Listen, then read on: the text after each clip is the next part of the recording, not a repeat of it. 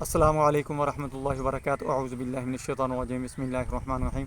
آج میں آپ کو بتاؤں گا کہ گوشت محفوظ کرنے کا بہترین طریقہ جو ہے وہ کیسے ہے۔ چونکہ عید الاضحیٰ آنے والی ہے، آپ گوشت کو فریز کر کے اس کی افادیت بھی ضائع کرتے ہیں اور اس کے اندر مختلف قسم کے بیکٹیریا پیدا ہو جاتے ہیں جو آپ کو مختلف بیماریوں میں مبتلا کرنے کا باعث بنتے ہیں۔ دوستو پوری ویڈیو دیکھیں، آپ کو بہت زیادہ فائدہ ہوگا۔ میں ہوں ڈاکٹر حافظ عبدالستار انجم، آپ دیکھ رہے ہیں یوٹیوب چینل۔ میرا آج کا جو موضوع ہے وہ ہے ہاؤ ٹو سیو میٹ، گوشت کیسے محفوظ کریں۔ دوستو قربانی کا گوشت جو ہوتا ہے بہت ہی اچھا ہوتا ہے، اس کو محفوظ کرنے کا جو ہمارا طریقہ ہے وہ بہت ہی غلط ہے۔ چونکہ پہلے ہمارے جو آباء و اجداد سے 40-50 سال پیچھے چلے جائیں تو وہ بڑیوں کا کنسیپٹ تھا، شاید آپ نے بھی کبھی کھائی ہوں، ہم نے تو بہت کھائی ہیں۔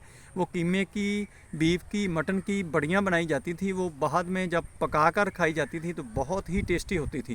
وہ کیا ہوتا تھا کہ گوشت کو خشک کر کے اس کا ایک پروسیسنگ کا طریقہ تھا، اس طریقے سے ان کو بنایا جاتا تھا اور محفوظ کر لیا جاتا تھا۔ جب جی کرتا تھا کہ گوشت کھانا ہے، گوشت کا ٹیسٹ لینا ہے تو وہ پکا لی جاتی تھی، کھا لی جاتی تھی۔ اب بھی آپ عربوں کے اندر اگر دیکھیں تو عرب جو ہیں وہ دھوپ کے اندر گوشت کو خشک کرتے ہیں۔ دوستو فریزر کے اندر جب ہم گوشت کو محفوظ کرتے ہیں تو اس میں زہریلے مواد پیدا ہو جاتے ہیں، اس کے اندر سیلمونیلا بیکٹیریا پیدا ہو جاتا ہے جو ٹائیفائڈ کا، پیراٹائیفائڈ کا باعث بنتا ہے اور بہت سی بیماریاں، ڈائریا، کالرا وغیرہ آتا ہے جو آپ کو اور آپ کے جسم کو تباہ و برباد کر دیتا ہے۔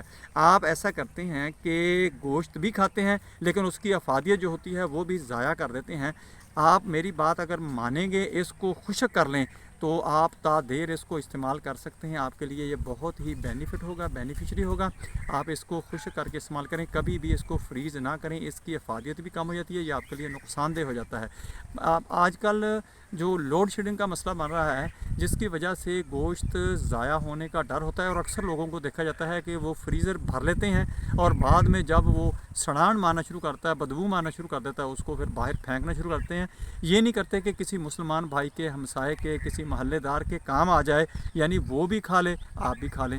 آپ اس طرح کریں کہ جتنی آپ کی ضرورت ہے اتنا ہی محفوظ کریں، لیکن محفوظ اس طرح کریں کہ اس کو ڈرائی کریں، خشک کریں دھوپ کے اندر، چھوٹے چھوٹے ٹکڑے کر لیں، یا اس کو آپ قیمے کی مشین میں سے نکلوا لیں۔ قیمے کی مشین میں سے نکلوا کر آپ اس کو چھوٹے ٹکڑوں میں جب پھیلا دیں گے تو وہ جو بہت جلد خشک ہو جائے گا۔ آپ اس کو جب بھی چاہیں تھوڑا سا لے لیں، اس کو پکا لیں، کھا لیں، اس کا ٹیسٹ بھی آئے گا اور اس کی نیوٹریشن بھی پوری رہے گی۔